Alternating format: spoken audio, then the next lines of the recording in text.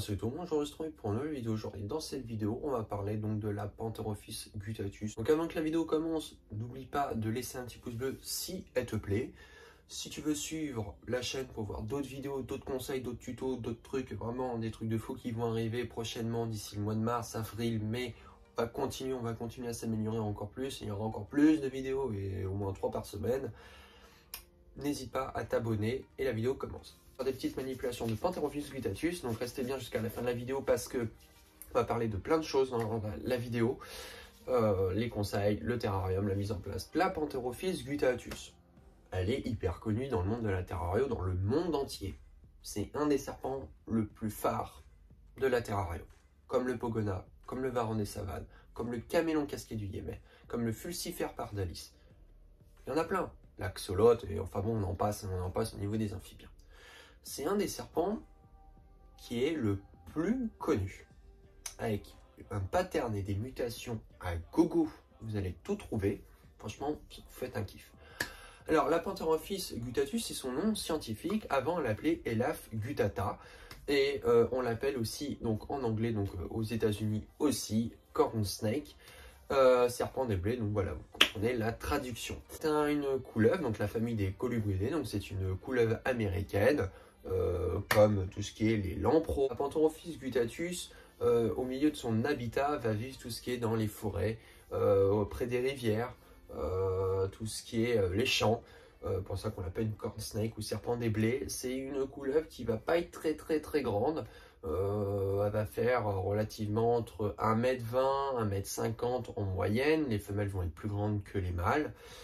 C'est une couleuvre taille adulte à peu près qui peuvent vous taper dans les au minimum, taper bien dans 1,30 m, 1,40 m, voire un peu plus des fois ça arrive. Des couleuvres en tout cas qui sont assez cool, qui sont très acclimatées et très habituées depuis très longtemps parce qu'on les reproduit depuis des années en captivité. Il est connu aussi, pas docile, alors moi j'aime pas dire ce mot là, mais en tout cas qu'il soit assez cool dans les manipulations. C'est vrai que c'est un serpent qu'on conseille vraiment pour les débutants parce qu'il mange bien, il est assez cool, il est pas mordeur. On le conseille souvent pour les débutants. Alors c'est vrai, effectivement, c'est par expérience que j'en ai eu en tout 6. Sur les 6 d'âges différents, de caractères différents, c'est vraiment des serpents très cool. Désinfecter les mains, on va parler avec... Donc voici donc une Pantherophis guttatus, vous pouvez voir, donc c'est vraiment... Bon, alors celle-là, je l'ai sauvée, entre guillemets, elle était vraiment très amochée, vous pouvez voir. Donc, les Pantherophis guttatus, c'est des serpents qui sont très cool. Ils sont pas très grands, comme vous pouvez voir, là, elle me fait dans les 1 mètre à peu près, 1,10 m, je sais pas, réellement je les mesure pas, donc je peux pas vous dire, mais vous pouvez voir, voilà, ça c'est un gabarit qui a à peu près 2 ans et demi. Voilà, donc vous pouvez voir l'idée d'une taille, ce que ça fait. C'est des serpents donc, déjà qui sont très cool, très dociles, vraiment en manipulation, ils sont vraiment pas agressifs, donc on le conseille vraiment en premier serpent pour débutants, moi je vous le conseille. C'est des serpents qui vont avoir besoin de chaleur, parce que tous les reptiles ont besoin de se thermoréguler. Donc pour son habitat, au niveau de son installation, on va partir sur un terrarium minimum de 80 cm. Par 50 par 50 ou 40 par 40. Sûr et certain, pour être tranquille, c'est un terrarium d'1 mètre. Mais tout avant, commencez avec des racks, une boîte en plastique. Je sais qu'il y en a qui vont être contre quand ils sont juvéniles, mais les mettre dans un trop grand terrain directement, ça sert à rien. Privilégiez plutôt un rack au départ et après vous commencez tranquillement par un terrarium. Vous pouvez voir donc que ça c'est cool. On l'appelle donc le serpent des blés. Donc en terrarium, on va partir sur du 1 mètre par 50 par 50 ou du 80 par 50. Température, on va partir sur du 28 à 29 degrés. Ça suffit parce qu'ils ne supportent pas non plus les fortes chaleurs. J'ai testé, effectivement, ça se passe très bien. C'est des serpents qui sont hyper actifs de jour comme de nuit. Alors, la plupart, on va dire, oui, mais c'est diurne. Bah... Avec observation, ça vit aussi la nuit. C'est bien actif la nuit, donc ça vit en 2 temps. Alors, ça dépend des spécimens, ça va dépendre de la saison, mais ils vivent en tout cas en 2 temps. Et au point froid, 22-24 degrés, ça suffit largement. La nuit, vous coupez tout ça, vous mettez entre 20 et 21 degrés. Voilà. Donc si par contre la température ambiante de la pièce est à peu près dans ces zones-là, vous pouvez laisser comme ça, c'est pas dangereux. La Pantherophis guttatus, elle est terrestre. Pas que terrestre, la Pantherophis guttatus, elle est aussi semi-arboricole et fouisseur. Parce que plus vous donnez d'espace à votre serpent, et ben il va le développer. Il va essayer de chercher tout ce qu'il peut développer. Plus vous donnez de la hauteur, ils vont aller essayer d'aller en hauteur. Plus vous donnez d'environnement, hauteur, largeur, ils vont aller se chercher. Donc il faut donner tout ce que vous pouvez donner dans votre terrarium. C'est sûr, dans un terrarium de 50 cm, vous ne pourrez pas faire grand chose. Mais dans un terrarium de 80 ou d'1 mètre, vous pouvez commencer à développer son environnement. N'hésitez pas à lui mettre des branches, ils vont aller monter. N'hésitez pas à faire des terrariums qui sont très bien décorés. Développer tout l'environnement.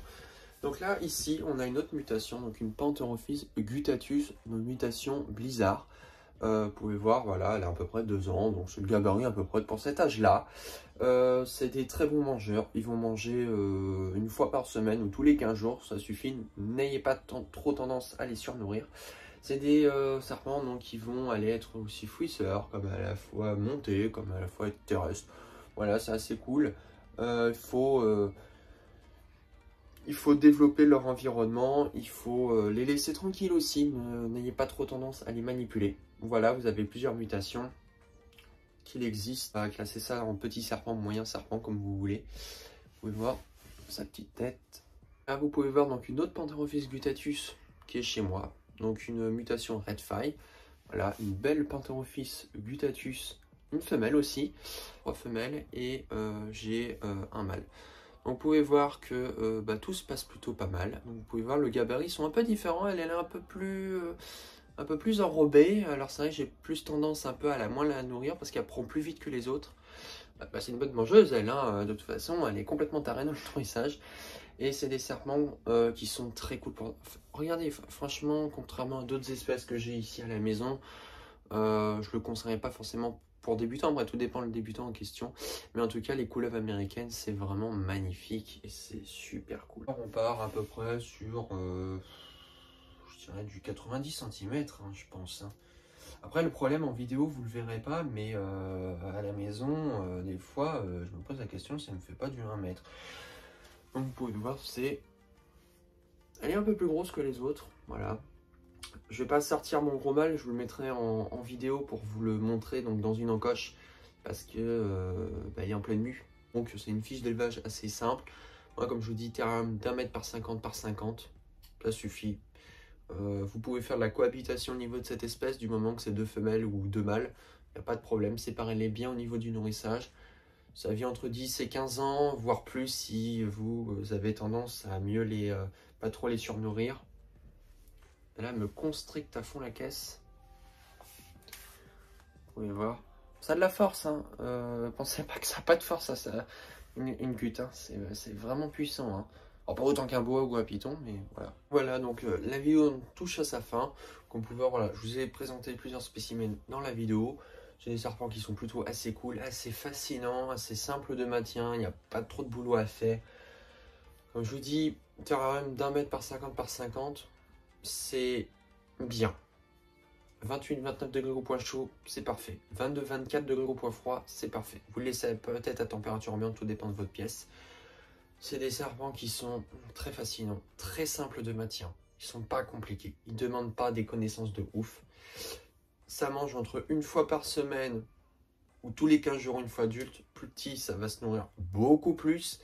Après, vous commencez à réduire la cadence s'ils sont petits. Et vous pouvez trouver plein de mutations, plein de panels, il y en a énormément. C'est des serpents qui sont assez cool en manipulation, ils ne sont pas mordeurs, ils sont plutôt assez tranquilles, assez dociles, comme on entend dire. C'est des serpents qu'on peut mettre dans la main des enfants pour faire des premières manipulations. Généralement, c'est comme ça qu'on commence. Donc pour vous dire, même moi, j'ai même pas commencé avec ça à la base, mais c'est des serpents en tout cas que je peux conseiller pour les débutants. Contrairement à d'autres espèces qu'on entend beaucoup parler, genre le python rhésus, je préfère mieux partir sur du bois que sur du python rhésus. En tout cas pour moi personnellement. Voilà, donc j'espère que la vidéo t'aura plu. Si la vidéo t'aura plu, tu peux toujours laisser un petit pouce bleu, c'est la seule façon de me soutenir. Et moi je te dis à la prochaine. Allez, salut!